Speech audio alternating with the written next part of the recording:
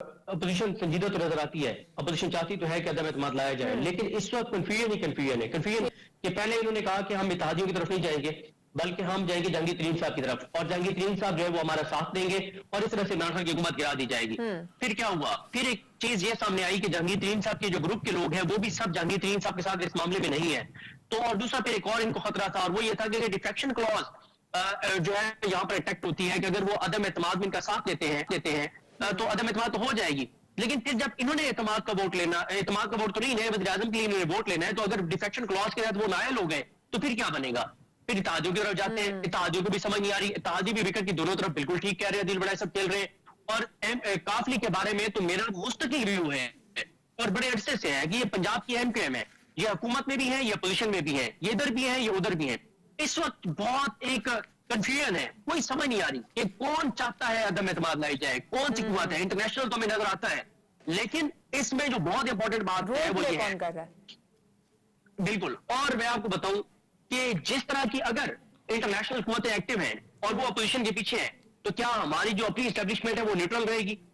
मुझे नहीं लगता वो न्यूट्रल रहेगी। अगर बैरूनी मुदाखलत है और बैरूनी कुव्वतें हैं, तो फिर हमारी एस्टेब्लिशमेंट का खामोश रहना भी तशवीशनाक है। फिर एस्टेब्लिशमेंट ज्यादा देर खामोश नहीं रहेगी कि देखे ना इस वक्त क्या माहौल है। इंटरनेशनल हालात देखें, रीजनल हालात देखें, इंटरनल हालात देखें। इमरान खान साहब रशिया जा रहे थे, इससे पहले चाइना जा रहे थे, यहाँ पे दहशतगर्दी के वाकयात बढ़ गए बलूचिस्तान में, कितने हमारे जवान शहीद हो गए। और फिर पाकिस्तान में बैरूनी फंडिंग बढ़ गई, पाकिस्तान के ऊपर जिस तरह से दबाव बनाए जा रहे हैं इंटरनेशनली, तो ऐसी सारी सूरत में इमरान खान साहब जो फैसले ले रहे हैं वो जाती तौर पर तो नहीं ले रहे। ये तो रियासत पाकिस्तान का फैसला था कि इमरान खान साहब को रशिया जाना चाहिए, इमरान खान साहब को चाइना जाना चाहिए। तो चीजें बहुत कॉम्प्लिकेटेड है। और एक बात मैं आज दोबारा दोहरा दूं, और ये मैं तीसरी बार कह रहा हूं, अगर अदम एतमाद कामयाब हुई तो अगर कोई यह समझता है कि आगे इलेक्शन होंगे, तो मुझे इलेक्शन होते हुए बिल्कुल नजर नहीं आ रहे। अगर कोई यह समझता है कि शहबाज शरीफ वज़ीर आज़म बन जाएंगे, मुझे शहबाज शरीफ वज़ीर आज़म बनते हुए बिल्कुल नजर नहीं आ रहे। मुझे फिर क्यास नजर आ रहा है, और फिर मुझे कोई नई चीज नजर आ रही है। फिर तहरीक अदम एतमाद के बाद अभी अदील भी बात कर रहे थे कि उसके बाद के क्या कॉन्सिक्वेंसेज हैं, उसके बाद क्या होगा, वो एक मेजर क्वेश्चन है, वो उसका आंसर किसी के पास नहीं है अभी तक। बिल्कुल, देखें आईनी तौर पे, कानूनी तौर पे, सियासी तौर पे बहरान ही बहरान नजर आता है अगर ये अदम एतमाद कामयाब होती है। और इमरान खान साहब होंगे सड़कों पर, उन्होंने प्राइम मिनिस्टर ऑफिस से निकल रहे हैं, जाके टी चौक में बैठ जाना है, और आज भी उनके पास इतने लोग हैं। इसलिए मैं कह रहा हूं कि मुझे फिर इलेक्शन होता हुआ नजर नहीं आ रहा। मुझे ये नहीं नजर आ रहा कि उसके बाद शहबाज शरीफ साहब आकर बैठ जाएंगे। ये वो अपोजिशन है जो कि टूट गई थी सेनेट में अपोजिशन लीडर पर, क्या आजम नजीर तारड़ साहब को बनाना है या गिलानी साहब को बनाना है। जो अपोजिशन लीडर पे टूट गई थी अपोजिशन, वो हुकूमत में, इक्तदार में कैसे इकट्ठे रह सकते हैं, एक दूसरे पे एतमाद नहीं करते हैं, एक दूसरे के पीठ में छुरे घोंपते हैं, एक दूसरे के खिलाफ साजिश करते हैं। तो इसलिए सबका मकसद सदीक एक ही है कि तहरीक अदम एतमाद लानी है, कहीं किसी ना किसी तरीके से वज़ीर आज़म इमरान खान साहब को उनके ओहदे से हटाना है। ये अगर पॉइंट में लेकर जाऊं तो इस हवाले से ऑपोजिशन इस वक्त मुत्तहिद है। देखिए, इमरान खान के खिलाफ अदम एतमाद आ गई, इमरान खान हट गए, कौन वज़ीर आज़म बनेगा? कब तक वज़ीर आज़म रहेगा? क्या पीपल्स पार्टी सिंध हुकूमत छोड़ देगी? और उसके बाद अगर ये इलेक्शन में जाना चाहते हैं तो निगरान सेटअप कौन होगा? कौन निगरान हुकूमत बनाएगा? और अगर डिफेक्शन क्लॉज के तहत वो लोग नायल हो गए जो कि पीटीआई की तरफ से इनके साथ खड़े होंगे, तो फिर क्या होगा? ये एतमाद का वोट कहां से लेंगे? इत्तेहादी किधर जाएंगे? और अगर एस्टेब्लिशमेंट न्यूट्रल रहती है तो इमरान खान का क्या रद्द अमल होगा? और अगर एस्टेब्लिशमेंट न्यूट्रल नहीं रहती तो अपोजिशन का क्या रद्द अमल होगा? ये चीजें बहुत कॉम्प्लिकेटेड है, इतनी आसान नहीं है, गेम बड़ी है, लेकिन अभी कंफ्यूजन है, कुछ भी कहना कबल अज़ वक्त है। ठीक है, कुछ भी कहना कबल अज़ वक्त है। लेकिन अगर मैं इसी जो भी सदीक ने बात की है इसी को सम अप करूं तो एक तरफ तो कंफ्यूजन तो है ही है, लेकिन अगर ऑपोजिशन तहरीक अदम एतमाद लाने में किसी ना किसी तरीके से हो जाती है, लेकिन सवाल यह है कि उसके बाद के कॉन्सिक्वेंसेस क्या होंगे। कि अदम एतमाद के हवाले से ऑपोजिशन जहां पर एक्टिव हुई है, उन्होंने मुलाकातों का सिलसिला शुरू किया, लेकिन मुलाकातें अब इत्तेहादियों से हो रही हैं और इत्तेहादियों के एक बार फिर से नखरे शुरू हो चुके हैं। चाहे काफ लीग की बात की जाए, एमक्यूएम की बात की जाए, एमक्यूएम के खालिद मकबूल सिद्दीकी साहब कह रहे हैं कि इस वक्त पाकिस्तान तहरीक इंसाफ के साथ जो हमारे ताल्लुकात हैं वो एक बॉर्डर लाइन पे है, वो किसी वक्त भी क्रॉस हो सकती है। लेकिन साथ ही साथ हम देख रहे हैं कि चौधरी बरादरान के भी तेवर बदल रहे हैं। सो अदील, मैं आपकी तरफ आऊंगी, इस वक्त क्या चल रहा है, क्या पक रहा है, क्योंकि कुछ समझ नहीं आ रहा। अदील, पहले आपकी तरफ, ये क्या चल रहा है? इत्तेहादी फिर से नाराज हो रहे हैं, मतलब क्या ऊंट जो है वो इस वक्त ऑपोजिशन के पलड़े की तरफ जाता जा रहा है?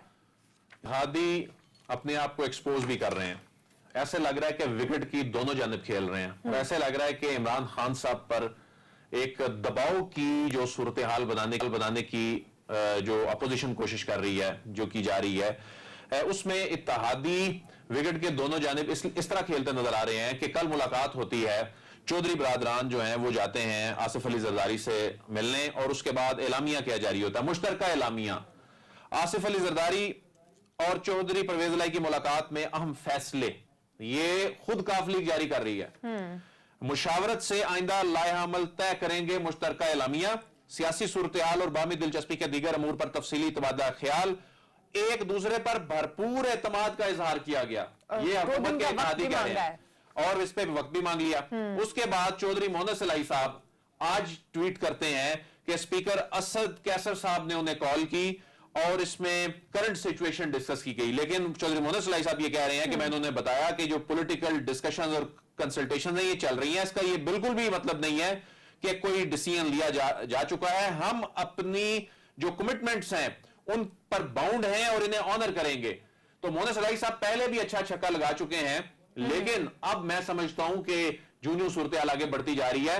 एक जानिब उनकी ऑफिशियल मुश्तरका प्रेस रिलीज आती है और उसके बाद मोहम्मद इलाही साहब का ये भी ट्वीट पहले जिस तरह खान साहब के सामने खड़े होकर उन्होंने कहा था, अब जब ऐसा लग रहा है कि अब अपोजिशन जो इत्तेहादी हैं ये कोई दो फरीकों को खुश करने की कोशिश कर रहे हैं, लेकिन ये ज्यादा अरसा नहीं चल सकता। लेकिन एक बात मैं आपको बता दूं कि तहरीक अदम एतमाद के लिए किसी भी फरीक के लिए नंबर्स पूरे करना कोई बड़ा मसला नहीं है। असल मसला यह है कि तहरीक अदम एतमाद के बाद क्या होगा, उसके कॉन्सिक्वेंसेस जो हैं वो किसके गले पड़ेंगे, असल सवाल यह है।